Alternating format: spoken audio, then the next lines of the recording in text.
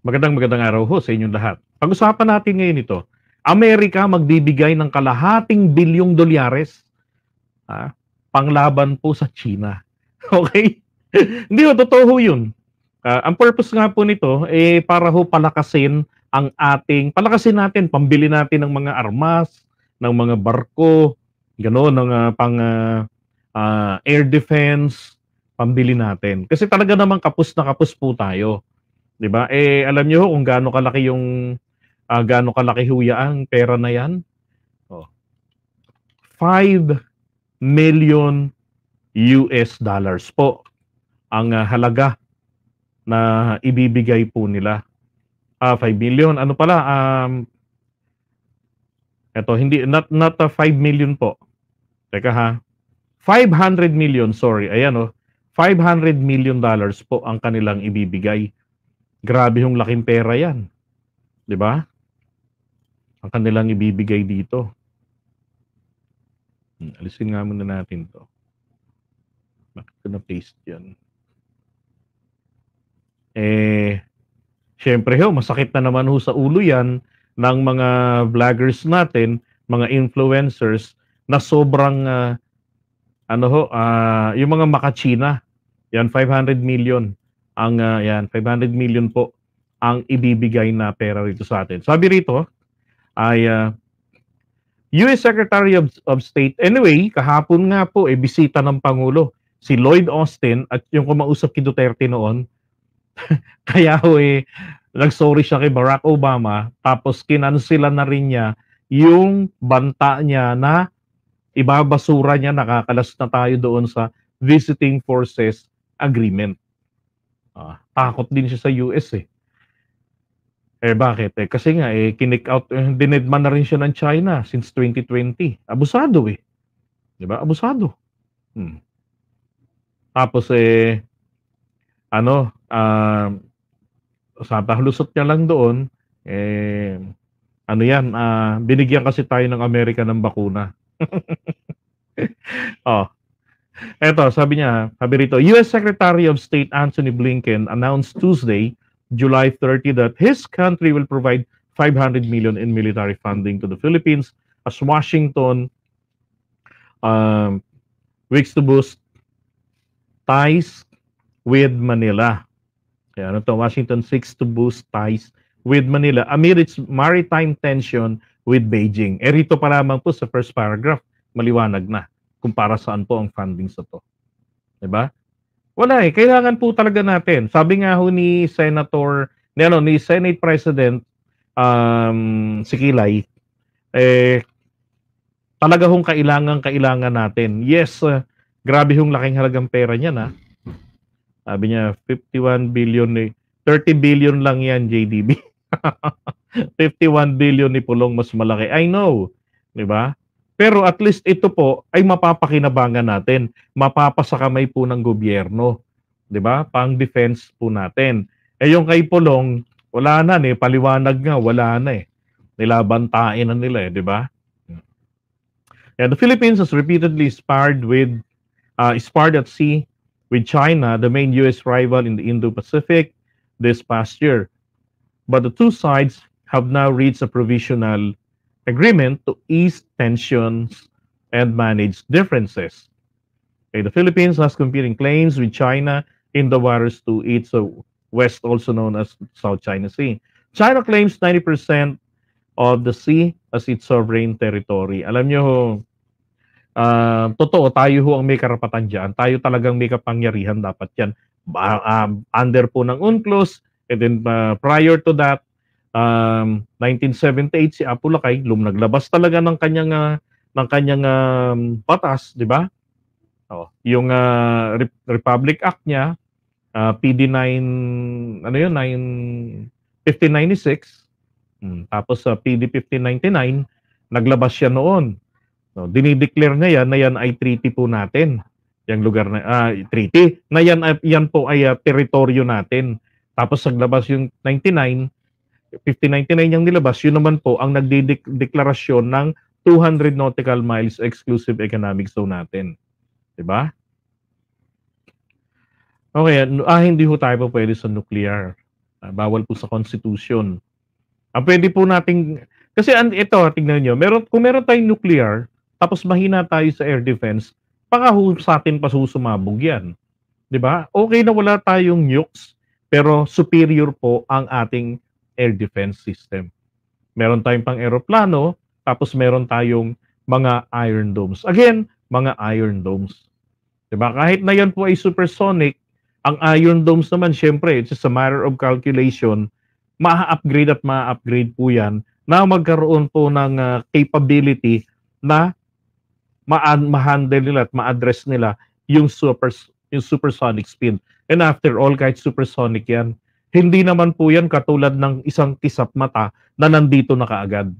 Diba? Hindi naman po ganun yun. Dadaan at dadaan pa rin yan sa himpapawid. At doon, pwedeng doon pa lang po yan, mapasabog na. Diba? Kung meron ngayong Iron Dome, meron na rin po ngayong Iron Laser. Meron ng ganun ng Israel. Diba? Yep, that's correct. We need the missile system or Navy fleet with sophisticated or advanced weaponry. Diba? Hindi lang po sa pandagat na depensa, anti-submarine, ganun din sa taas. Yan po yung kinakailangan natin. Hypersonic, o kahit ano pa yan, di ba? Na-upgrade yan. Yung mga inventor, syempre, nag-i-innovate din naman sila. They have to be updated. Di ba? Kaya malaking bagay po itong binigay na to ng US. Nakakatuwa nga kasi ang Amerika ngayon, buhos ang kanilang tiwala dito po sa ating presidente. Hindi katulad yung sa mga nakaraang administrasyon na nangangako sila na magbibigay, ito yung aming tungkulin, and then all of a sudden, ipupull out nila. Bakit? Paano naman kasi? Yung mga nakaraang administrasyon, di ba, umaasa sa perang ibibigay ng Amerika. And while at the same time, nakikipagmabutihan sa kalaban ng Amerika, pero meron tayong mini-maintain na mutual defense treaty with the United States of America.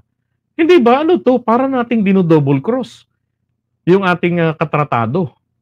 Di ba? Mali eh. Mali.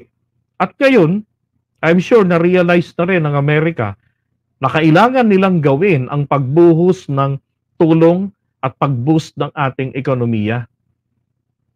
Yan na ang isang kailangan nila. Ako naniniwala ko na yun yung susunod na popondohan nila rito. Ang pagpasok ng mga negosyo rito. And then, mag-provide ng mga trabaho while at the same time ang epekto nito sa ating gobyerno, di ba? Ito lang inaasahan ko sa gobyerno natin, sana ang Maharlika Investment Fund mag-invest ito sa mga produkto po na pangkaraniwang kailangan natin. Yung lagi nating binibili, di ba? Mapangkaraniwang ginagamit sa bahay-bahay, dapat magkaroon ng ganyang klaseng production line tayo. At yan ay magpuproduce ng trabaho para sa mga Pilipino. Para hindi na tayo umu-order sa Lazada, sa Shopee, o kaya naman sa Timo. Diba? Tawag ko Shopee kasi ayaw nila ako mag-COD. Lahat na lang galing ng China. Tapos para hindi nila tayo kayang-kayaning takutin. Tignan na lang ninyo ang ginawa nila noong 2020. Ngayong 2024, may lumabas na artikulo. Anong nangyari doon? Sinasabi ron sa isang artikulo na ang China po ay umatras sa pag-finance ng railway projects. At dahil doon, ang mga proyekto natin, ng railway sa kasalukuyan, yung Clark to Divisoria, yung sa Divey, nalalagay raw po sa alanganin. Diba? Dahil nag-pull out ang China. But if you read the article, again, lumabas po yan, I think na 28 ng July, pero yan pong balitang iyan, yan po'y nangyari noon pa pong 2022, October 2022 yan nangyari. Nag-pull out ang China. Not really not pull out, but nag-back out sila. Pero wala hong dapat isisi sa ating Pangulo doon. Sapagkat panahon pa po ni Digong, dinedma na sila. That's why ang ginawa ng Duterte administration, 'di ba? Pinull out na nila o winidraw na nila yung kanilang request na makapangutang pang build ng Mindanao Railway. Again, quiz na naman po tayo. Sino pong presidente ng Pilipinas ang pinagsimulan ng Mindanao Railway. Hindi po si Apo Lakay. Hindi rin po si Duterte. O ganon, sino po? Okay? No. So, nitong kay PBBM, sinikap pa nga niyang ma-save yan. He ordered a renegotiation. Diba? Pag-assume niya ng kanyang pwesto. Tapos, ang ginawa nito ni PBBM, ang bilin, renegotiate kayo. Kasi ang ginawa nila ay ng China during the time of Duterte, yung inuutang, dating 0.01 ng interest rate, ginawa po nilang 11%. So, malaki masyado. Diba? So, parang ano lang yun. It is one way of saying no. So, they get frustrated. Etong sina Dominguez, yung nasa Bangko Sentral na ngayon, dating finance, inatrust na nila. Diba? Gayon, nung panahon ni PBBM, so, wala tayong inaasahan, bagkos PBBM was just trying to save that, yung hinuutang ni Duterte, pero umatras ang China talaga. So, walang kasalanan si PBBM doon. Pero ngayon, tignan nyo naman, diba? Sa mga bagong partners, ayun, tuloy-tuloy po. Tuloy-tuloy po yung railway project dati. Sinimulan po yan, ha, linawin ko lang. Hindi po yan ito makikredit kay Duterte. Credit po yan dapat po kay PBBM. Bakit? Sapagkat yan po ay nasimulan na pondohan panahon ni Gloria Arroyo. Ang problema, nalusaw yung pondo. Alam ko, JICA tumulong dyan para magawa yan eh. Ano nangyari? 4 na poste na itayo. Diyan ho sa may Malolos, Bulacan. Kesyo, may mga nagre-reklamo sa right of way, ganyan-ganyan. Natigil.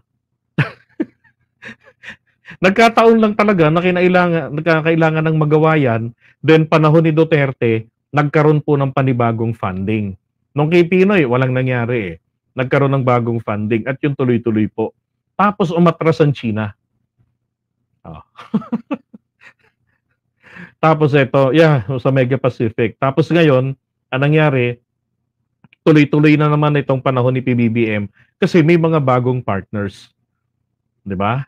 Kaya ho, dapat credit yan kay PBBM, hindi ho kay Duterte yan. Singson, yung dating DPWH secretary ni Noynoy. So, yan ho ang kinatatakutan noon nila, na ibuli tayo ng China sa aspeto ng ekonomiya. 'Di ba? Kung malakas ho tayo, tapos malakas na rin po yung ating ekonomiya, wala tayong katatakutan. At saka dapat po, eto lang kung ako ang presidente, masahangarin ko na tayo po ay makipagnegosyuhan doon po sa mga like-minded. Hindi po doon sa mga kalakalaban ng, di ba? Utragis, tumutulong sa iyo, kaalyado mo, pero nakikipag-deal ka sa kabila. Di para ka nakakapanggago nun. Di ba? Mali ho yung ganun. Di ba? So, eto ngayon, alam niyo kung bakit ho naging perfect ito Ba't naging perfect itong pagkakataon na to? Na tanggapin po ng ating gobyerno yaang kalahating bilyon na dolyares na tulong para sa defense posture natin. Kasi po, dinouble cross na naman tayo ng China. Alam niyo kung bakit? Di ba binanggit natin kanina rito na dito, ang sinasabi rito, the Philippines has repeatedly sparred with China. Yan. Sparred at sea with China, the main U.S. rival in the Pacific, but the two sides have now reached a provisional agreement. So kung kay Duterte, meron pong yung mga agreement niya, di ba? Gentleman's agreement. Tapos dito sa Marcos administration, meron po tayong provisional arrangement dyan ho sa resupply mission natin. Kaya lang hindi po dinidisclose naman ng ating DFA ni Manalo kung ano ang kanilang pinagkasunduan.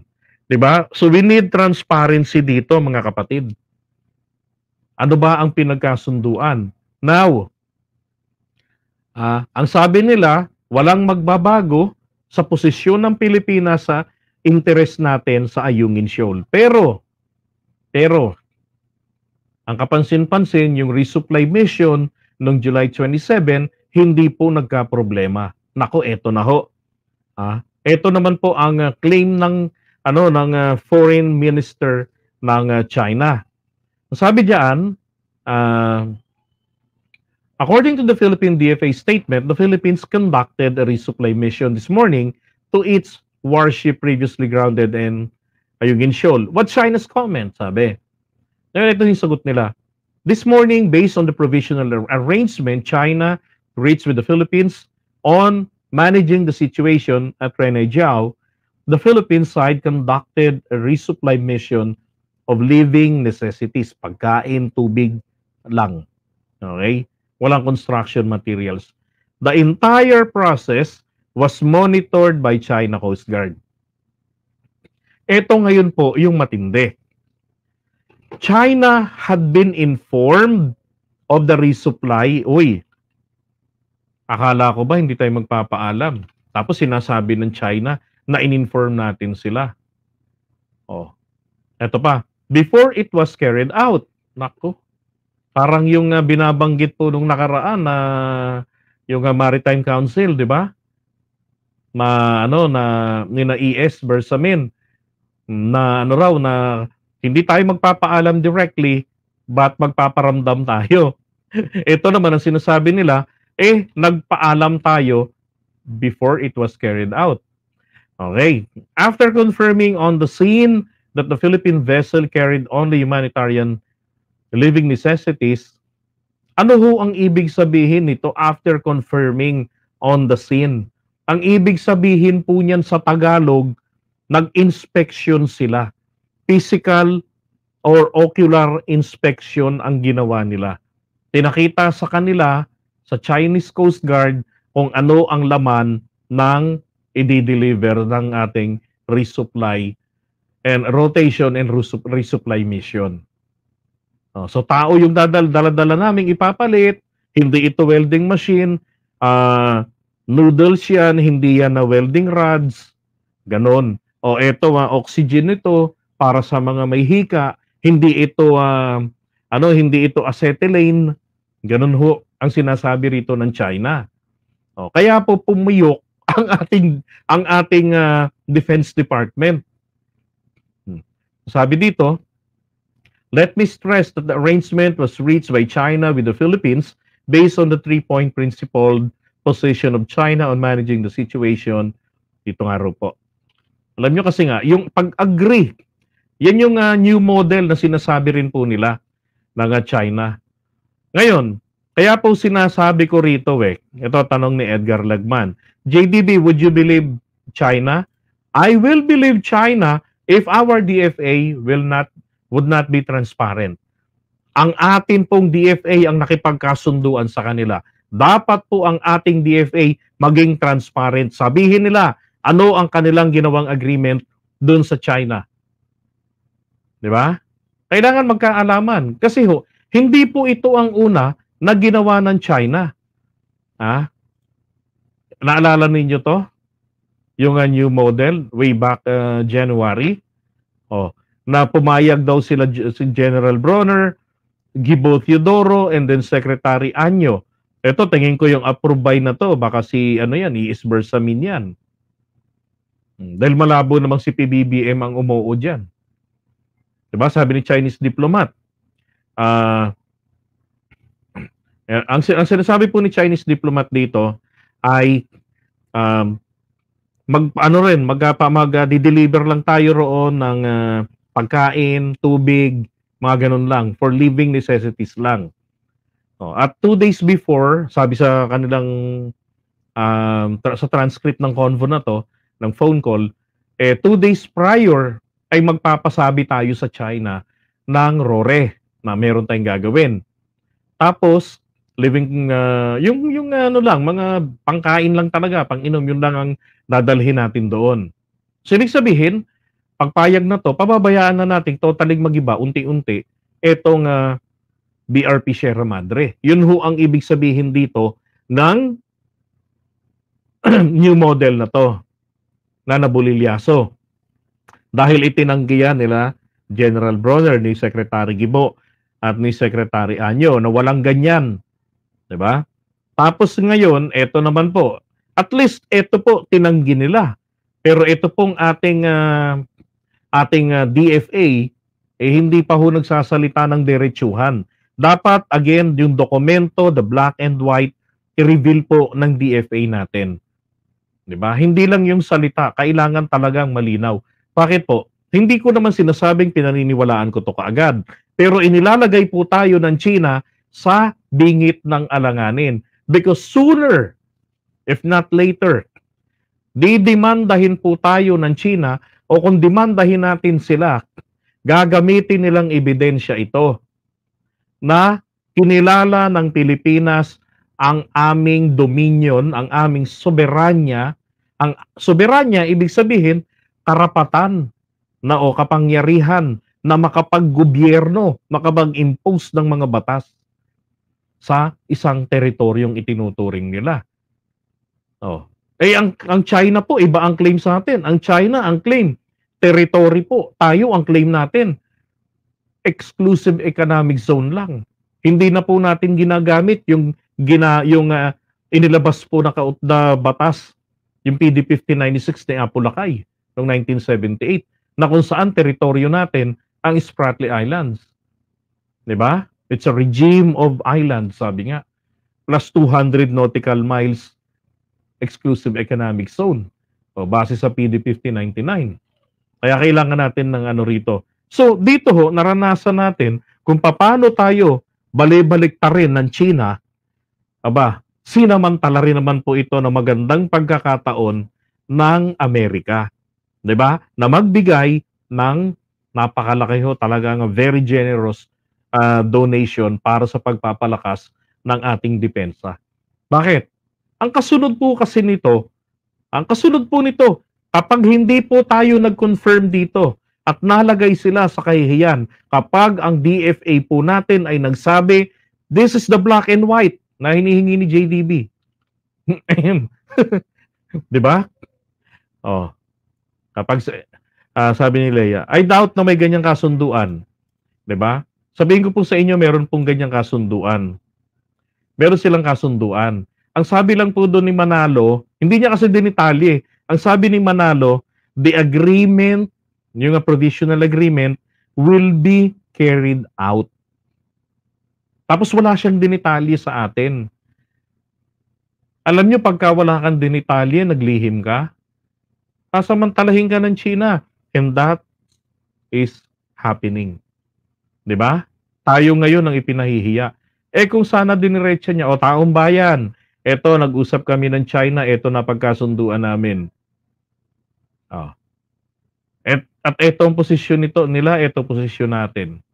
Hindi ho magaganyan ang China.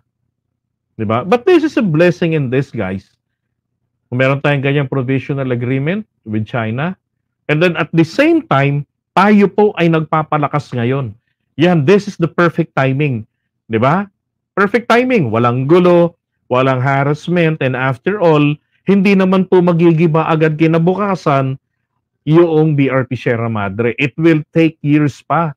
'Di ba? Baka hindi na po si PBBM, baka si Sandro na presidente, 'di ba? Bago pa magibayan, kung magpapatuloy po tayo na maglagay ng matinong presidenteng may pagmamahal sa bayan, baka tayo na po ang kusang gumiba ng BRP Sierra Madre. Kasi may naitayo na pala tayo na matibay po diyan na istruktura. 'Di ba? Kasing tatag nung yung nandun sa Manila Bay na concrete battleship, 'di ba? Yung ganun. Oh. Yung sinabi ng sinabi po ng DFA, it's a fake news. 'Di ba? So, false notion ang sagot ng DFA, sinabi ng Chinese ambassador. Pero ang tanong pa rin, sir, kailangan po natin ang transparency. 'Di ba? Sinagot na nga ng DFA, yun na fake news. Di kailangan magpaalam sa kanila at walang nangyari na akyatan sa barko. I know, sinabi nila yan, pero hindi ako satisfied. What will satisfy me is the transparency. Ayaw niyo po ba yon? Na malaman natin ano ang naging agreement? Di ba? Kasi pare-pareho tayo nagbabantay . sa nangyayari sa West Philippine Sea. Eh, kailangan natin. Deserve naman nating malaman yan. 'Di ba? Para kung may mali talaga silang ginawa, eh, alam nyo na, palayasin sila ng Pangulo. Eh ngayon po, ang Pangulo natin nagpapalayas ng mga ng mga non-performing cabinet secretaries. 'Di ba? That's right, 'di ba? Tama, dapat sabihin nila para alam ng taong bayan. Huwag ilihim. O, tignan yung ginawa ni Duterte. Nagsinungaling. Anong ginawa niya? Sinabi niya noong 2016 dahil sa pakiusap niya kay Chi na sinabi niya, payagan nyo naman ang mga Pilipino na mangisda doon kasi yan naman for the 100 years, yan ay common fishing ground, yung Scarborough Shoal natin. Vietnamese, Chinese, Filipino, nangingisda dyan. Diyan, Malaysian, ganun. Wala namang problema. Wala naman din kaming wala nga kaming langis, wala kaming kayamanan, wala kaming kahit ano. Ganun lang sinabi niya raw. Nagmakaawa daw siya. So, he was actually portraying na mabait ang China, si Xi. And then, pumayag daw si Xi na, sige, payagan kita dyan na mangisda uli kayo. Because 2014, naban ang mga Pilipinong mangisda po sa loob ng Scarborough Shoal. Okay, pero sa Gedli-Gedli, hindi po. Pero, what we have discovered, China na rin po ang nag-reveal ng agreement na hindi po sa atin dinisclose ni Duterte. Yun pong temporary agreement, di ba? Temporary extraordinary agreement noong 2016 na kung saan ang sinasabi doon, inaalaw ng China na makapangisda uli ang mga Pilipino sa designated places surrounding Scarborough Shoal. Hindi po kasama ang inside. Gedli-gedli lang. Eh mula 2014, nagagawa ng mga mangingisda natin yun. Oh, nakakapangisda sila doon. Sa gilid-gilid ng Scarborough Shoal. Kaya lang, ang gusto ng mga mangingisda, sa loob mismo. Bakit? Pag masama ang panahon, magandang shelter yon. Diba? Kasi paikot yan eh. Kung saan ka pumasok, doon ka rin lalabas. Paikot yon. Yung malalaking alon, kung nandun ka sa loob, hindi ka tatamaan. Bukod doon, napakadami nilang nahuhuli doon. Yun pala, ang China, meron palang nakabaong tubo doon na kinatatakutan nilang matuklasan at natuklasan nga ng mga Pilipino. Oh, para ngayon yatang panahon ni PBBM yan natuklasan. Diba? So, kailangan talaga natin dito ay transparency. Dito. Yan ho. At again, tama, maganda yung ginawa ng Amerika para makuha nila ang tiwala ng mga Pilipino. Diba? Na hindi lang nila tayo ginagamit, totoo namang ginagamit lang nila tayo, pero ginagamit din natin sila. Dahil kung walang tutulong sa atin, sus Mariosep, mga kababayan, malamang sa malamang po, may giyera na ngayon. Dahil walang magsisilbing katatakutan ng China. Diba? Kung ang Pilipinas ay kayang-kayang nilang madaling sakupin, edi ang ending, diba? Kontrolado na nila ang Pacific Ocean. Papunta rito sa papunta rito sa Taiwan. Diba? Kita nyo naman, kontrolado nila yung Cagayan. Tsaka Ilocos Norte. Kaya kailangan po natin dito talaga, ito yung tinatawag pong symbiotic relationship. Tama? Gamitan. Kung tayo naman po ay magpapagamit sa Amerika, kailangan talaga makikita natin ang improvements. Diba? Enough na doon sa mga second hand, sa mga surplus. Kailangan natin dito kung ano ang lakas ninyo, ganun din ang lakas namin dito. Minalas ang Pilipinas eh. Tayo yung nandun sa sa first line of defense ng Amerika eh. Tayo yung nandun sa second island chain. Diba? The first island chain are Japan, Taiwan.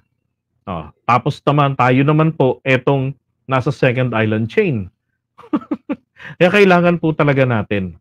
Diba? Correct. Kung meron naman po tayong mabibili na hindi po gawa ng China, Doon na po tayo. Yun ang tangkilikin natin kahit na medyo mataas ng 2 piso ang presyo. Ako, ganun ginagawa ko eh.